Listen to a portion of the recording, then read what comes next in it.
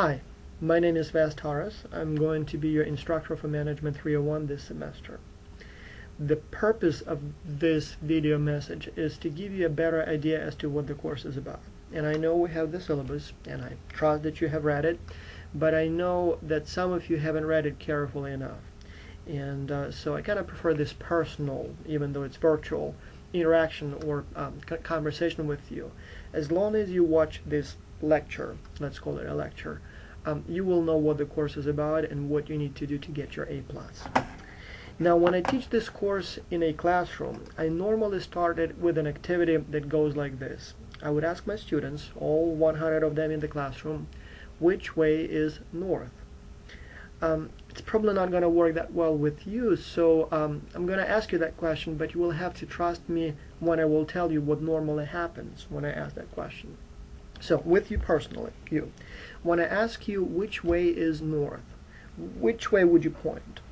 Just choose a point and, choose a direction and point in that direction. Now, if you were in a larger classroom with many students, here is what normally would happen. Just about every student would be pointed in different directions, just about any possible direction. If the classroom doesn't have windows, we would literally have any possible direction, 360 degrees. Some students will even be pointing up. What happens next, the next kind of step of this activity is that I say, well, students, look around.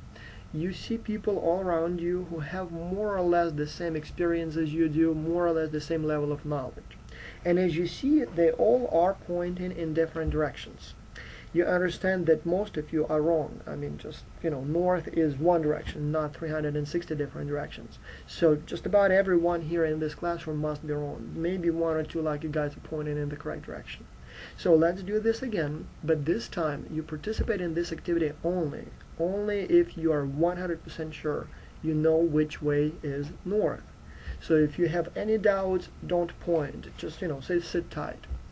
What happens at that stage is about half of the students just drop out and don't participate, but we would have a few dozen students who are still determined to prove that they know which way north is. Now, the problem is that even though half of them have dropped out, it's still, most of them are still, not most of them, all of them are still pointing in different directions.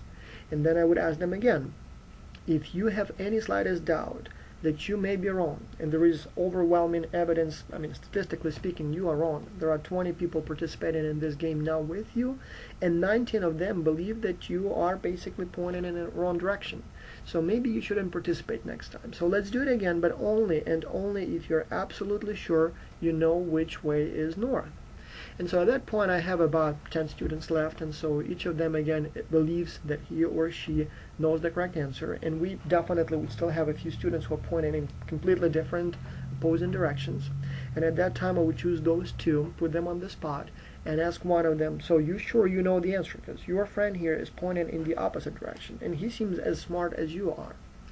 And then eventually I stop this activity. I actually pull out a compass from my pocket, and I would point or show them which way north is. But the point of this activity is not really, geography. The point here is more of a psychology of being certain. The thing is that international business is very much like this activity. You take 10 random people on the street and ask them what they think or what they know, or if they know anything about, let's say, cardiovascular diseases. And out of 10 on the street, probably 9 will say, yeah, I kind of know something, but I don't really know much. Or ask them something about accounting, and most of them will say, yeah, I have no idea what that is. Or physics for that matter, right? But take those 10 people on the street, or 100 people, randomly selected people on the street, anywhere in this town, and ask them what they think about such international business issues as free trade, regional integration like NAFTA, or immigration, or just about any other topic from international business. And 10 out of 10, well, 99 out of 100 will say that they not only know what we are talking about, but they actually know the answer to that question, and they know that answer better than everybody else. And everybody else should listen to them because they know what to do about NAFTA. They know what to do about immigration. They know what to do about free trade. They know what to do about job outsourcing to China. They know all those answers. The problem is that in reality they don't. I mean, plain straight, they don't. Hardly anyone has read any special literature on the topic. Hardly anyone read actual research on the topic. There are literally thousands and thousands of articles on each of those issues. But I mean, admit, how many of you have actually gone to Google Scholar and read those publications from The Economist or the Academy of Management Journal or any of those other specialized publications? So the truth is that most people actually don't know answers to those questions. And so studies have shown it also many times. You ask people some questions, more specific questions, and the truth is that they have no idea what we're talking about. So most of us have opinions formed about all those international business issues from political advertisement and similar sources. Now, why I'm talking about that is because when you come to my course, to international management or international business course, many of you have this preconceived notion that you already know all the answers. And that's okay, maybe some of you do, but most of you don't. And that feeling of being certain that you know the answer hurts you in the long run. Many times, especially on the first test, students get low grades because the topics are very simple, things that you thought you've heard about, like political systems, I mean, communism, capitalism, economic systems, democracy, totalitarianism, all those things. I mean, obviously we know them. Well, it turns out we kind of don't know enough. We may know the definitions, but not much more. And in this course, you need to know much more than just what an average person knows. So the reason I'm telling this story is that you have to be, it's not really that you have to believe that you don't know the answer. It's that you have to understand that there is much more to the topic than what an average person knows. And if you want to get your A+ in this course, you will have to know much more than what comes to us through political advertisement or common knowledge and common wisdom. So that's very important.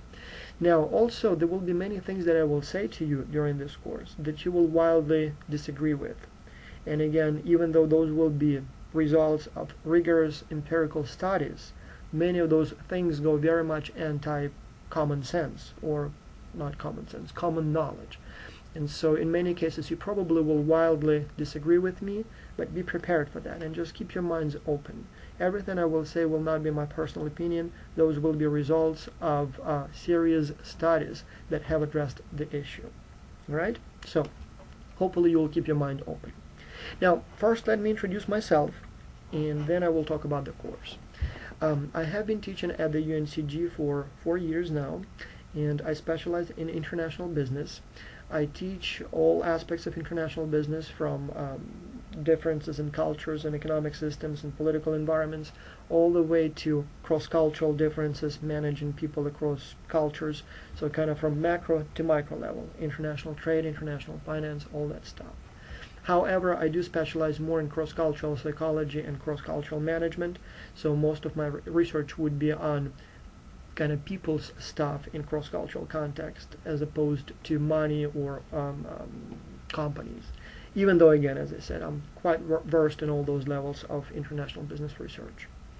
I was born in Ukraine, raised in Ukraine, left Ukraine when I was 16 to study in Germany, and then have been in and out for a few years since then, and for almost half a life now I have lived overseas, mainly in different places in Europe, Canada, the United States, but I also work with people from all around the world, and actually you will too. Part of this course is what we call X-Culture Project, and the X-Culture Project this semester is going to involve about 3,000 students from about 40 countries, and you will get to work with those people, so you'll have some virtual global experience. If you don't know where Ukraine is, so this is where I was born. So Ukraine is this kind of greenish country, and I was born in the western part of Ukraine.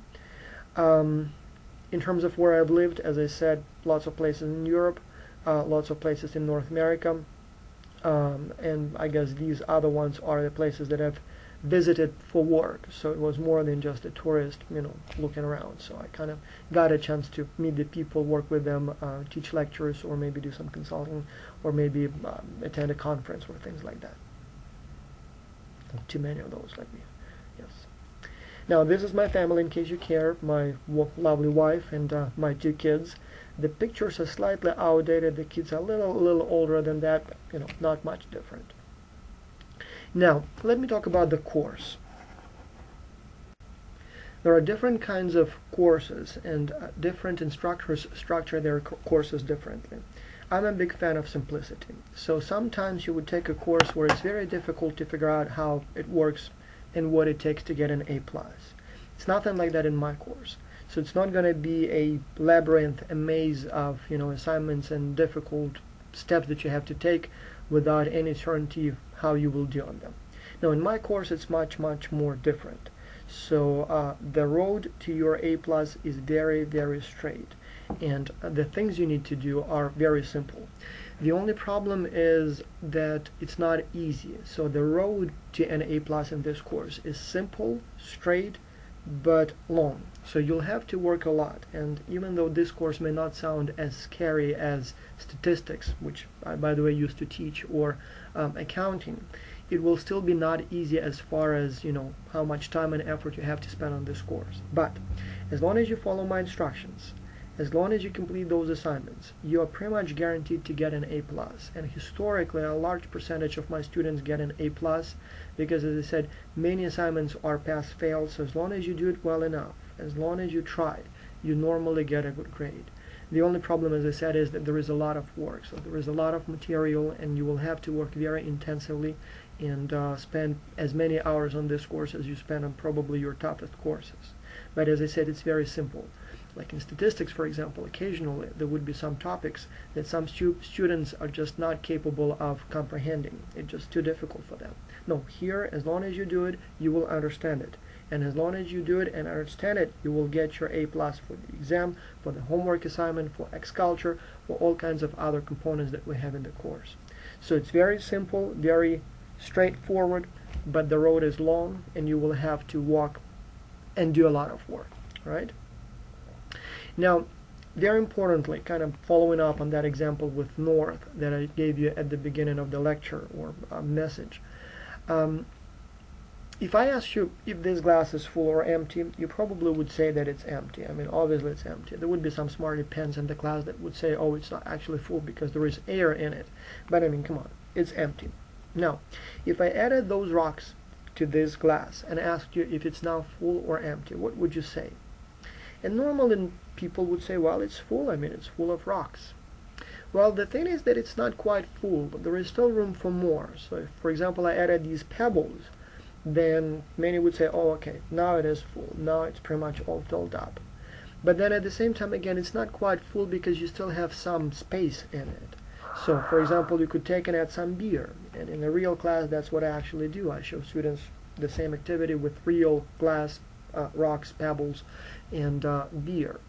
Now, what I'm trying to say here is that international business is very much like what you see here on this picture.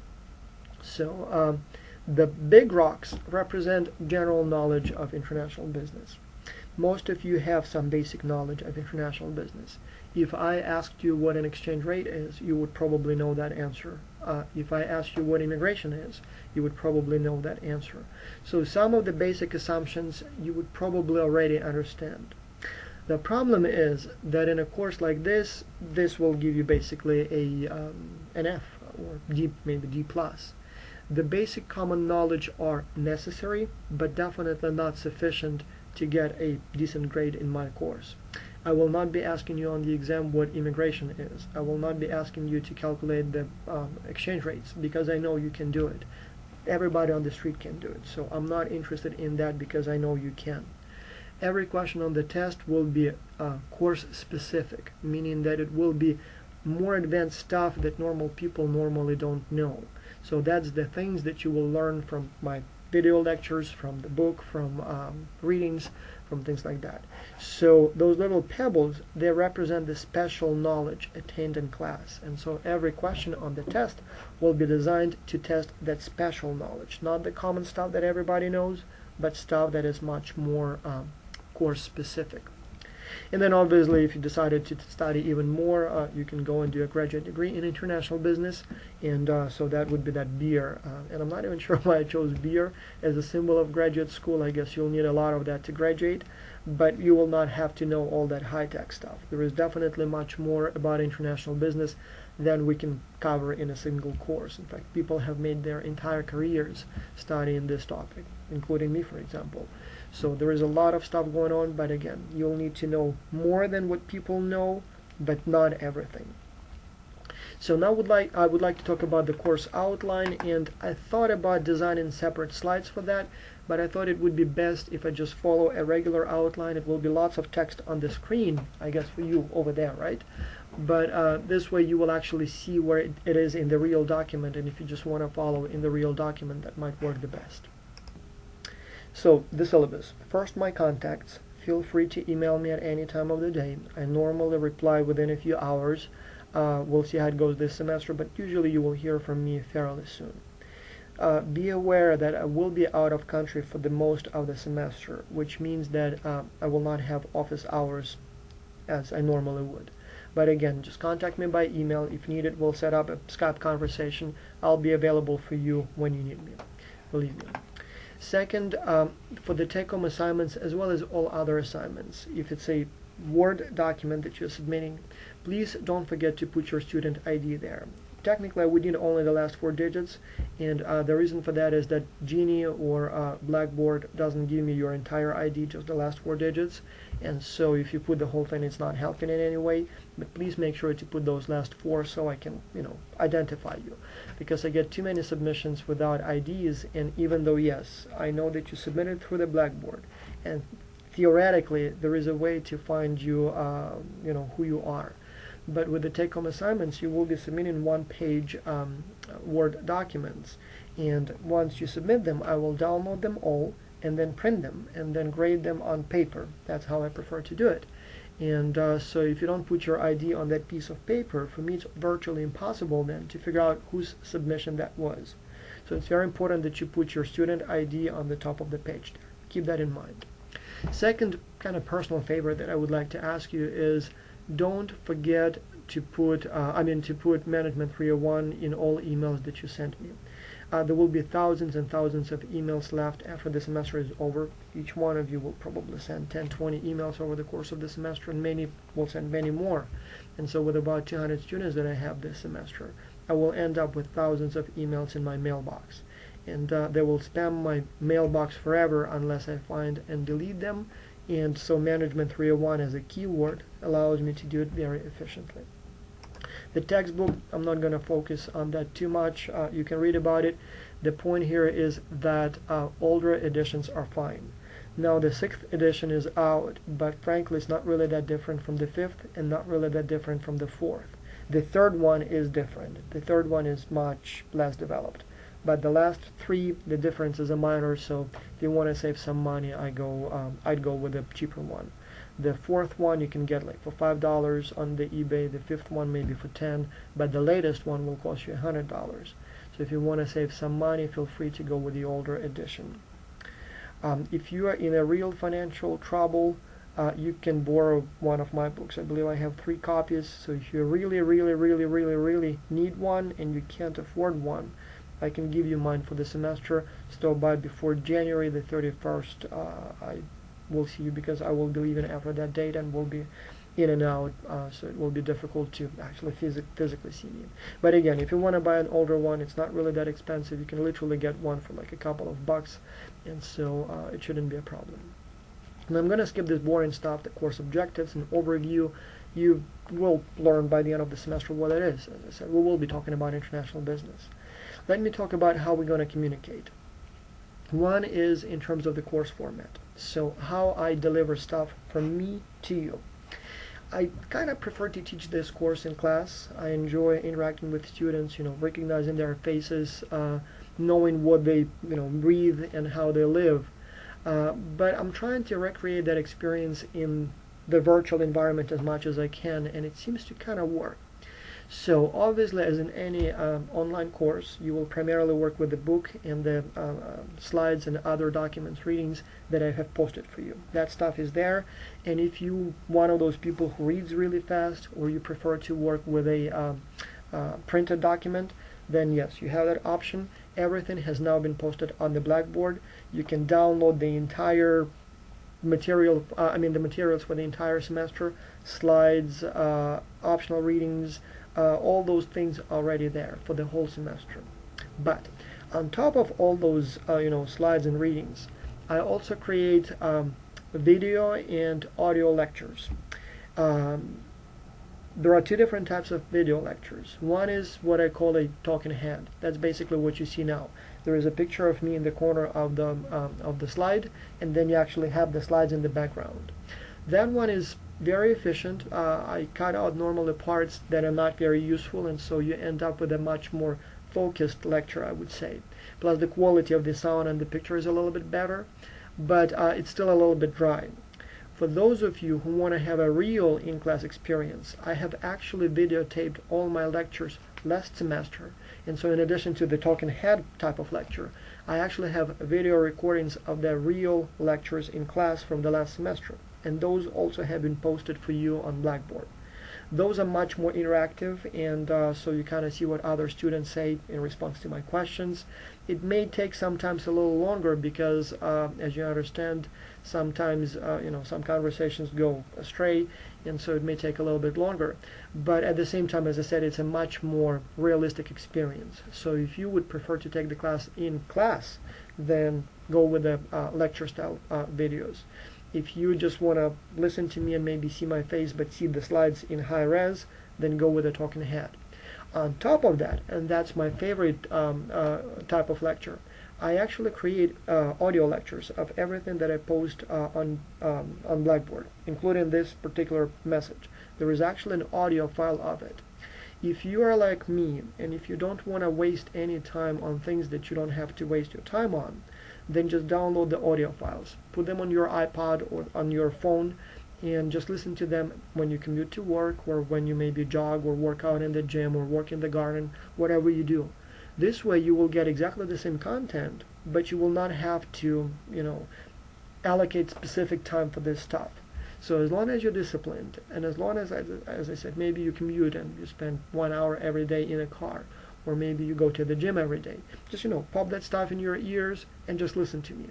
Again, it will not be as graphic as when you actually see the slides, but it's probably going to be good enough. And so this way it will be much easier in terms of scheduling for you to cover the whole course. In addition, we have a number of optional readings. And so we have the text, but then we have all kinds of usually like one-page articles from New York Times and Bloomberg's Business Week, and then all kinds of news channels, Fox, CNBC, all those. And so usually it would be a short, like one-page article on the topic that we cover in class. But what I did last semester was also I asked my students to create audio files for those readings. And so they're optional, you don't have to read them, but if you are interested in this stuff, you can read them, or you can get the audio files and actually listen to them.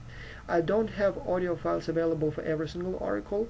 Much of that stuff has been added basically during the break. As I read papers, I find interesting stuff, I add it.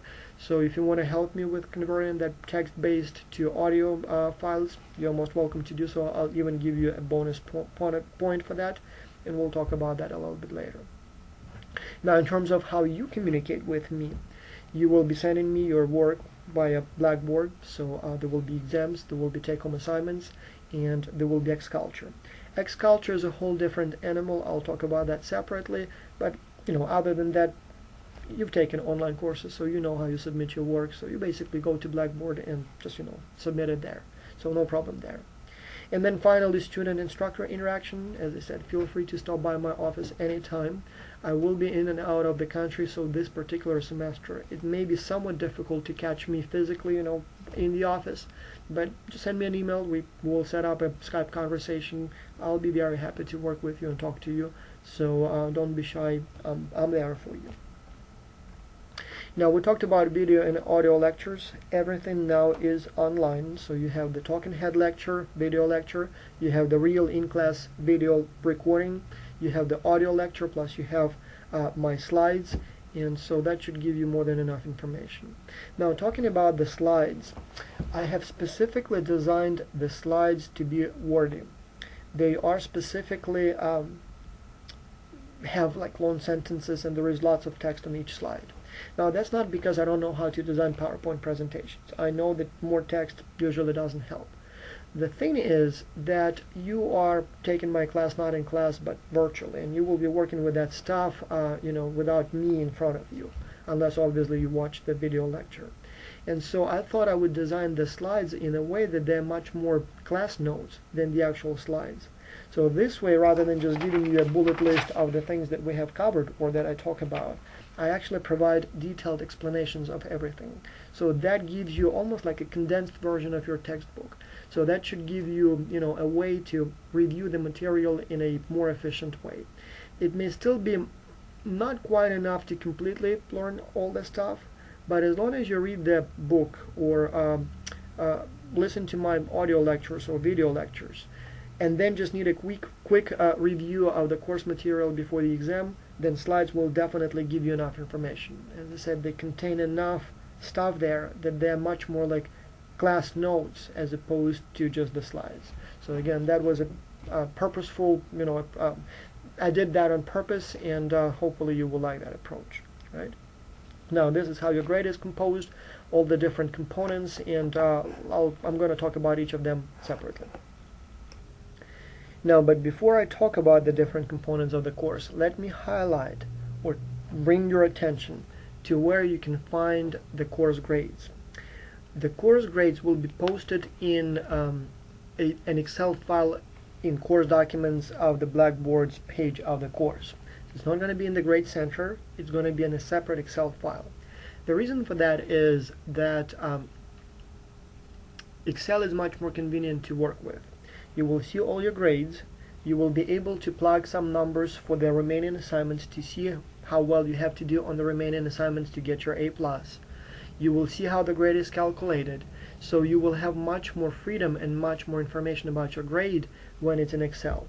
Additionally, you will see the grades of the rest of the class, and there will be no names, obviously. You will know who is who, but you will see how you do compared to the rest of the class. You will see the distribution, so you will definitely have much more information about your standing in the class, how well you're doing so far, how well you need to do for the rest of the semester to get the grade you want. So there will be much more convenience for you there. Hopefully you will recognize that. I know you will recognize that soon. But anyway, as I said, when you want to check your grades, go to that Excel grades file. It's in course documents. It's called grades. It's updated regularly every time you submit something, usually twice a week. So you will see your grade at any point in time, and you will see how you do so far. Now with the exams, really don't want to talk about it, standard stuff. The only, I guess, note that I would like to make is that you will have 36 hours to complete each exam. And so I specifically put the exams on Sunday/Monday. So you will be able to start taking the exam at noon on Sunday, and you will have up until midnight on Monday to finish it up. So this way, those of you who prefer to work on weekends, maybe you're busy during the business week, you will have pretty much all of your Sunday to complete that assignment on Sunday. But then if you prefer to work on a regular business day and you prefer to have your weekends off, you will have the entire day on Monday to complete the test. The window is 36 hours, and the exam will not appear until it appears, but then once the deadline passes, it just automatically closes, and you will not be able to submit your work. So that's a big kind of difference, or a big restriction. But other than that, nothing really unusual there. You will have only multiple choice questions. The exams are designed to be hard enough, but at the same time not too hard, and usually the averages are in the upper 70s for my class, just like in any other class, so nothing unusual there. Now, there will be 3 take-home assignments, and the take-home assignments are basically your homework, but each of them will be a scenario, and your job will be to basically tell me what's going to happen under that specific scenario. For example, one of the take-home assignments will be to predict what's going to happen if aliens kidnapped all immigrants. And again, it sounds kind of weird and strange, like what do you mean? Well, we will be learning the economic effects of immigration. There are some positive outcomes, there are some negative outcomes of immigration. And so in order to understand how it works, we'll just assume that tomorrow we'll wake up and there are no immigrants in the United States. So what's going to change? How it's going to affect prices, how it's going to affect wages, unemployment, all those different aspects that comprise economy. And so basically that will be your question. Or for example, when we will be talking about international trade, again, there will be a hypothetical scenario. Imagine that the government imposes a ban on all imports from China. And again, if that happened, how would that impact prices, wages, unemployment, prosperity of American businesses, prosperity of American people, all that stuff? And so kind of interesting, in my opinion, approach. These students normally have positive comments about those assignments. So you will see the detailed instructions posted on Blackboard. I set it up so that you will see the assignment questions 2 weeks before the deadline. And the reason for that is that on the one hand, I don't want you to have those assignments for the entire semester, because if some of the students are willing to hire someone else to do the work for them, I guess that will make it too easy, and I want to make it the field want to be leveled for everyone. So I believe it will be more fair if everyone was in the same situation. And so by restricting the time when you can see the assignment, I'm hoping that I'm putting you all in stricter but equal conditions. But then also, before we actually cover that stuff in lectures, before you actually see the lecture, it would be unwise to try to answer those questions. If you just simply go based on your prior knowledge, chances are you will get a low grade. And so the whole idea to have those assignments posted as we cover this stuff is to kind of prevent you from providing wrong answers. Now, there are several interesting features about the take-home assignments.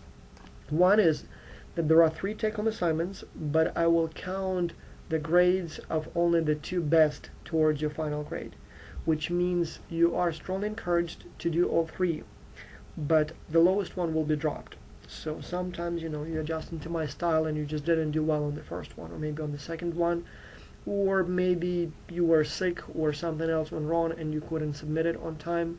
Things like that happen. I recognize that, so I'm going to drop the lowest grade. So if you do only 2, then obviously both will count, and the third one, presumably 0, will be dropped.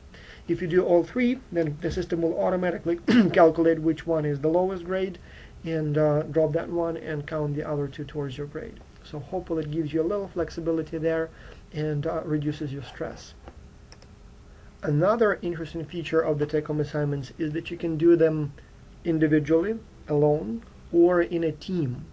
I strongly encourage you to work in teams. I'll even give you a little bonus for working in a team, but then again, most students choose to work alone, and that's perfectly fine.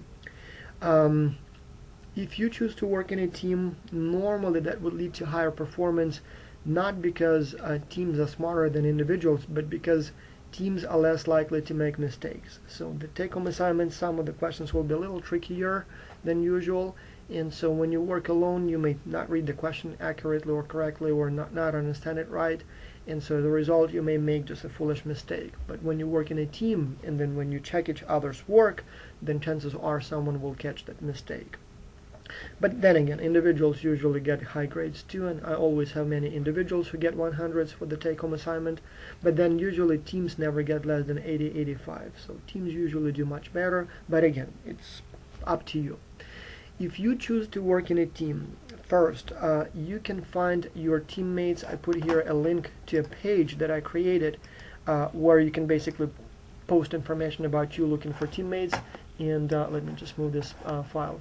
And as you can see, at this time we actually have quite a few ads of people trying to find teammates, and so you just say that this is me, this is what I'm trying to do, let's work together. Another important thing is that if you would like to work in a team, you must inform me about your team composition at least 48 hours before the deadline. Now, I wonder if anyone knows why I do that. The big reason for me to require that you inform me about your team composition in advance is because I don't want any last-minute deals going on. since since you can work alone or in a team, you obviously can forget about the take-home assignment, and then the last 2 minutes you can just ask your friend to add your name to the submission. And I don't want that to be the case, and so therefore I want to ensure that you work actually together all the way along, not that it was a last minute deal. And so if you want to work in a team, which is encouraged, you have to email me the names of your team members at least 48 hours in advance. So you basically just send me an email. You can just send me a list of your ideas, and that's all I need. I don't even have to say anything. So don't forget about that. Finally, and extremely importantly, the take-home assignments must be completed using very specific set of formatting guidelines. I don't like multiple choice questions. I don't like exams the way they are set up, but I have 200 students, and I just can't have or allow you to write papers. I just will not be able to read them all. Now, take-home assignments kind of give you that option, kind of give you that room for, let's call it, creativity or individuality. But then again, if you started writing in freehand, open-ended format, it will take me, 200 pages, carefully read, graded. It will take me forever just to get that done. It will take me a week to grade those assignments. So therefore, I have a very specific set of guidelines for how each take-home assignment must be completed. In fact, I even put together a Microsoft Word template for you for each assignment. And actually, let me show you how one. So, for example, this is here. I guess for you it's going to be there. For me, it's here. Is take-home assignment number 2. And the question of that assignment is, what's going to happen, or if Canada and the United States became one country with one president, one army, one currency, and so on and so on, what effects would that have on your economic well-being? And so I have a description of the scenario here. Then I have the questions that you have to answer, and there are a total of 10 questions. Then I tell you how to format your work, Arial 9 and single space and all that stuff. But then I actually have this template, page number 2, where you just basically write in your answers. So first, delete this text and write your student ID. And so here is your student ID. For example, mine is 1234. What is the likely public opinion? And you can just simply say delete this text and put, no support, for example, right? And then how would that impact the trade volume? And so this is very important. So first you provide the trend underlined, and you would say, for example, increase, right? And then you delete this text and you provide the answer. Well, less trade barriers, right, leads to easier to trade, leads to increased volume. All right. And if you want to impress me, you can even say what's going to be traded more. You can put e.g., for example, from Canada, for example, I don't know, lumber, oil, I don't know, cars, right? To Canada, or from the United States, from the USA, furniture, and whatever else, right? And so those are types of the answers that I'm looking for. So for each of them, you just simply delete the text. You put the trend, for example, prices will fall, right? Or reduce. Why? Cheaper to move, cheaper to trade, cheaper to move, lower cost, lower prices. So this is all I want to see. And again, it's perfectly fine if you write your answers in full sentences. The only thing is keep them as short as possible. Never include words like, in my personal opinion, I believe this is what's going to happen. I mean, come on, your answer is your opinion. I know that, so there is no need to stay there. Just get right to the point. Ideally, just give me a bullet list or, a logical chain with those arrows, and that's all I want. So let me show you how good submissions, take-home assignment submissions look like. For example, this one here is by 2 students, and as you see, I only see their IDs. I have no idea who those students are. And so this particular group, as you see, provided fairly short answers in a very logical chain. Like, for example, they believe that variety would increase because, why? Because there will be more companies, there will be expanded markets, and that leads to more diversity, so there will be a variety of products going up, and so on and so on. So they got 100 points. They got an extra point for working in a team, and it actually looks like they lost 1 point here, but I didn't see it, I guess, when I was summing up the results. So they got 101. Let's take a look at another one. So these guys here again worked in a team, got an extra point for working in a team, but then made a number of mistakes during the project, and so they got a total of 70.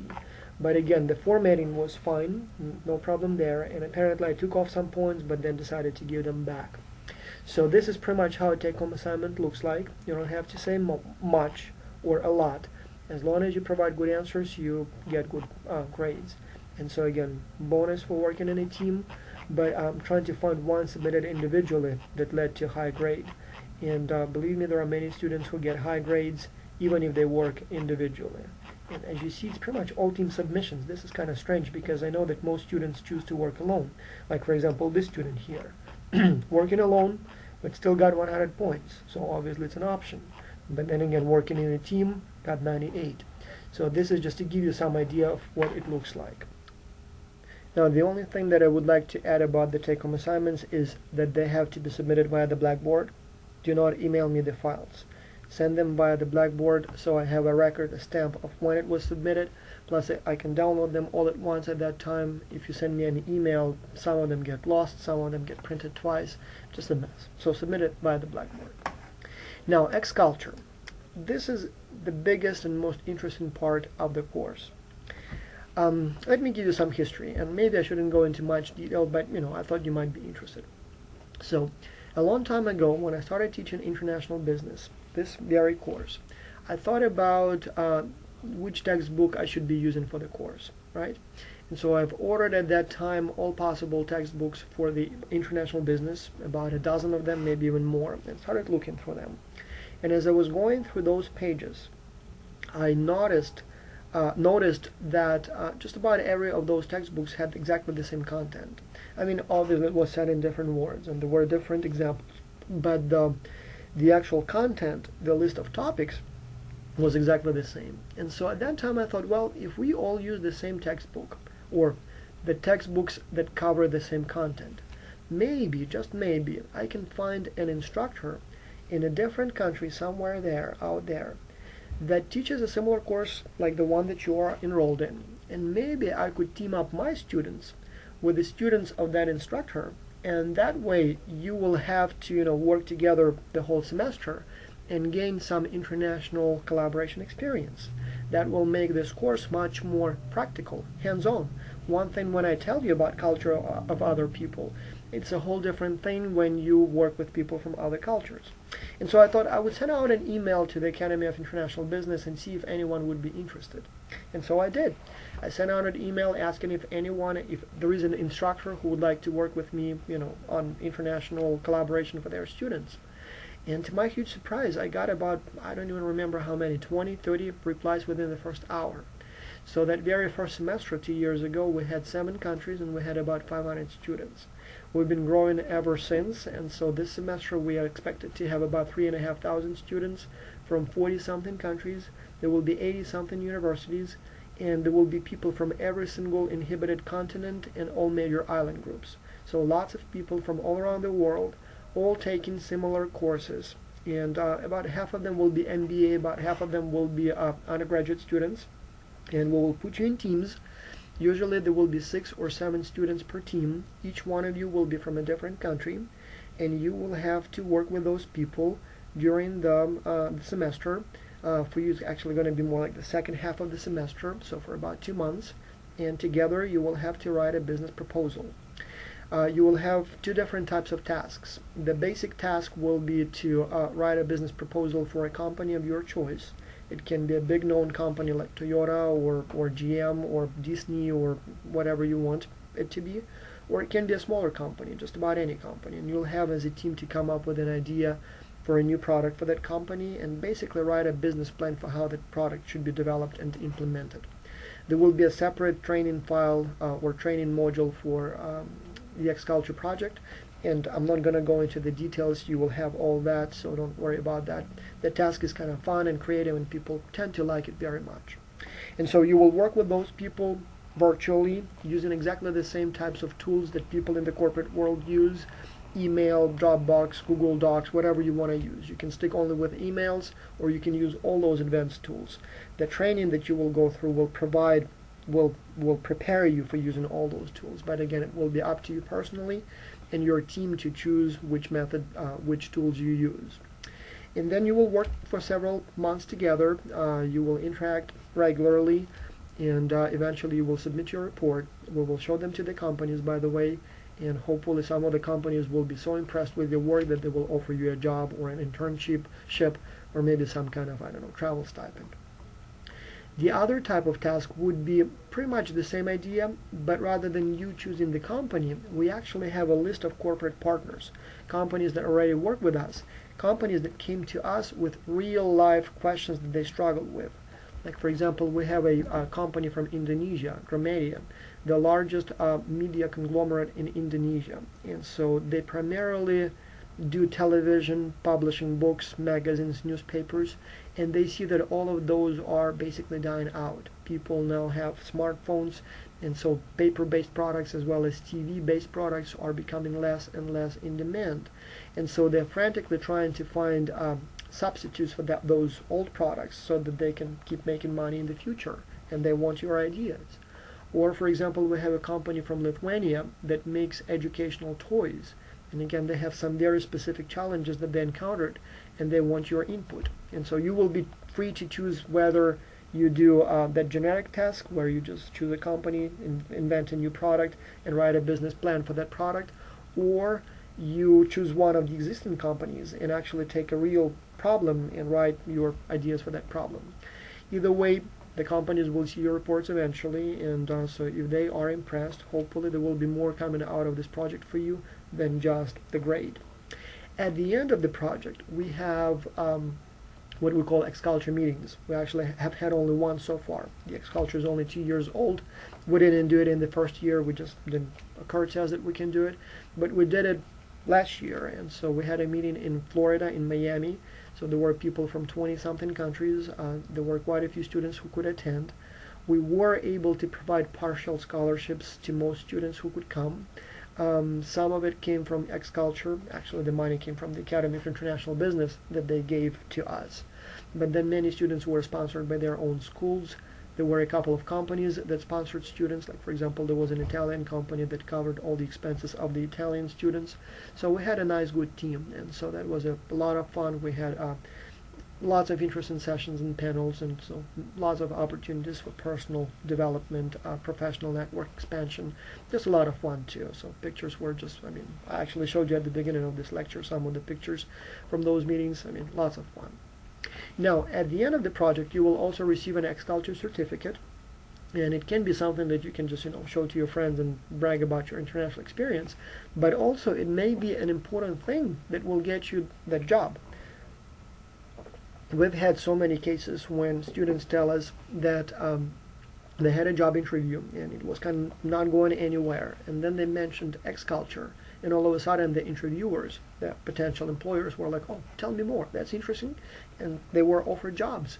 In fact, there was a paper in a local newspaper, or an article in a local newspaper about one of my former students who participated in X-Culture, and actually I didn't even remember him. He wasn't active at all. He just, was one of the many.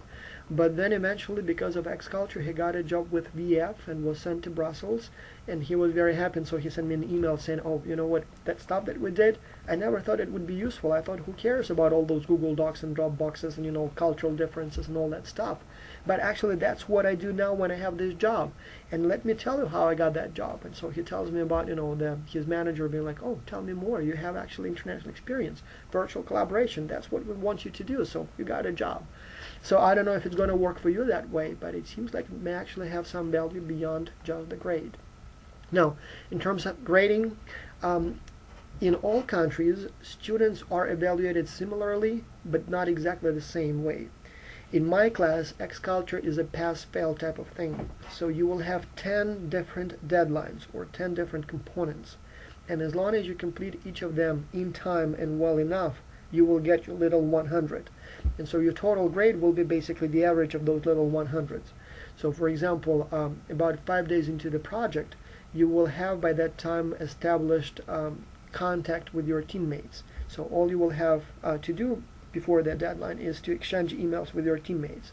And as long as you do, and as long as you complete a short 1-minute form online saying that yes, these are the people I've exchanged emails with and these are the people I haven't heard from, that's a little check mark, a little pass, and you get your 100 points for that. Or, for example, at some stage you will have to decide on the product that your team will be writing the proposal for. And again, it's 2 minutes just to report me what the product is, write a couple of words about it. But as long as your team agrees by that deadline on a specific product, then you got your another 100. And then the same thing, for example, deciding where you want to sell it, in which country. Again, as long as you make that decision by the deadline, and as long as you submit that 1-minute survey, letting me know that that's what you did, I will check what your other teammates said. And as long as you all say the same thing, I'm happy, I know you agreed, and you get your next 100. So there will be lots of work that you will have to do to agree with your team on that product or on that country or on that company. But as long as you do, you will get your 100s, and so you will have, well, actually, you know what? This course may be your way to improve your GPA. Again, it will be lots of work. Don't count on, I mean, you will be frustrated many times. Not really frustrated, but you will think that, you know, you have to spend a lot of time. But as long as you do, I mean, this stuff is fairly simple. As long as you walk the walk, you are guaranteed A+. And normally about 20-25% of my students get an A+ in this course. Now the average is still going to be in the 70s, just because there are some students who don't take it seriously enough. They just, you know, assume that, oh, sounds familiar. I know what international finance is. I know what currencies are. I know what immigration is. I know what international trade is. Maybe I shouldn't study. And they don't. And there are many students who actually fail. But there is a huge portion of the students who actually get an A+. And in order to get that, all you need to do is just, you know, just do it. Just do it. And the quality expectations are there. But as I said, in many cases, as long as you show me that you try your best, I'm fine with little problems. And normally you will do very well. I mean, obviously exams is a continuous grade, but I mean many other components, it's fairly simple in this course. Or, again, not easy, but straightforward and simple. Now there are also ample bonus opportunities. For each lecture you will have a list of green questions, and let me scroll down and show you how they look like. So if you go to the schedule table here, like for example Friday 15th, February 15th, chapter 3, this is the topic. On this day you will have your take-home assignment due, but then for this lecture, these are the kind of general discussion questions that we will discuss in the lecture. You don't have to answer them. You can just wait for the lecture and just basically, you know, go through them at that time. But if by the deadline, by this date here, February 15th, by midnight, if you submit your answers through Blackboard, and I'm not asking much, like a paragraph per question, if you show me that you tried to answer those questions and share your thoughts, you will get a little bonus. And it's not going to be much. It's going to be 0.1 points added to your total grade. But with 23 lectures total, that will give you a 2.3 points added to your total grade. And so as you see, we have those green questions for every single lecture. And if you do it every time, most students don't, but if you do, you can get extra 2 points by simply doing that stuff. And again, who knows, maybe those 2 points will be a difference between A+ and so let me show you how good submissions, take-home assignment submissions look like. For example, this one here is by 2 students, and as you see, I only see their IDs. I have no idea who those students are. And so this particular group, as you see, provided fairly short answers in a very logical chain. Like, for example, they believe that variety would increase because, why? Because there will be more companies, there will be expanding markets, and that leads to more diversity, so there will be a variety of products going up, and so on and so on. So they got 100 points. They got an extra point for working in a team, and it actually looks like they lost 1 point here, but I didn't see it, I guess, when I was summing up the results. So they got 101. Let's take a look at another one. So these guys here again worked in a team, got an extra point for working in a team, but then made a number of mistakes during the project, and so they got a total of 70. But again, the formatting was fine, no problem there, and apparently I took off some points but then decided to give them back.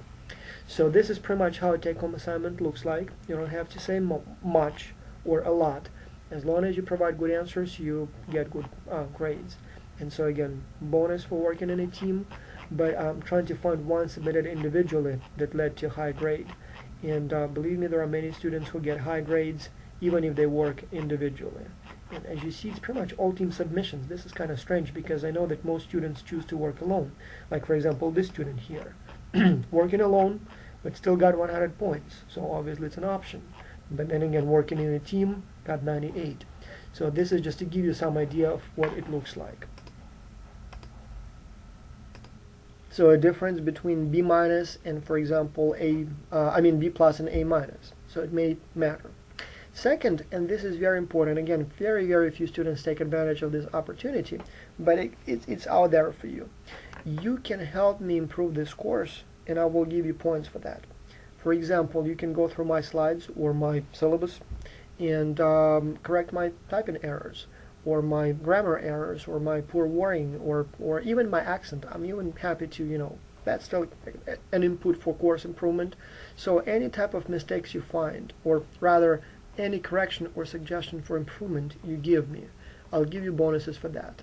The limit is 1 full point for the whole semester, but it's 0.1 points for every correction. So if you hear a particular word that I say wrong, or if you find a typo in my text, send me an email. I'll give you a little bonus. I want to improve the course, and you are the clients of the course, right?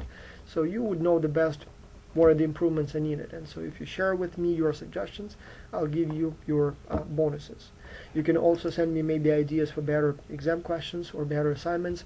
So anything that helps me make this course better, send me that information. I will be very happy to give you a bonus. So again, students would have all kinds of suggestions as long as it makes sense, right? So as I said, a correction with a good suggestion, that would definitely, I would be very happy to give you a, extra points for that. Other than that, I guess there is really nothing special about the course. You have your table here, and as I said, the green questions give you an opportunity to answer them, and as long as you do it before the deadline and show me that you gave it some thought, you will get a little extra point. At the same time, I would encourage you to read those questions before you listen to the lecture, so that you have a better idea as to what the topic is of the lecture. And even if you do it like 2-3 days before the lecture, the topic will stay in your head, and so hopefully you will, you may hear something interesting about the topic, or you may think about it, so it will prepare you for the lecture. I strongly recommend you do that. Then you also have optional readings for each lecture, and they are already posted on the Blackboard. So that's just for keeners. If you want to know more, I have interesting short articles about this stuff. If you go all the way down, you will actually see a timetable for the course. So these are all the deadlines, and so this should help you kind of space your efforts. So you will see, kind of have the deadlines more or less regularly. The X-Culture ones normally require not much work. It's like a 1 or 2 minute survey in most cases, sometimes longer, but not really much. But again, in most cases you would have to talk to your teammates first and get ready for that, so it will actually take a little bit more time. Now this is pretty much all I wanted to share with you about the course. Your next step would be to complete the introduction lecture quiz. Since we don't really have any green questions for this lecture, I put together a very simple quiz, like 10 questions asking you about the course features, the things that I've just covered. If you want to do it as an option, do it, and you'll get a little bonus provided that you answer most of the questions correctly. Then just basically move on to the next lecture, Chapter 1, Globalization. You have your slides, very detailed. You have the chapter in the book. You have the video lecture. You have the audio lecture, whichever format works for you. If you are a visual learner, read it. If you like to learn with your ears, listen to it. If you would like to see me, go with the video lecture. Either way works, and all of those are equally good, and you can choose one and stick with one, or you can do all of them, whatever works for you.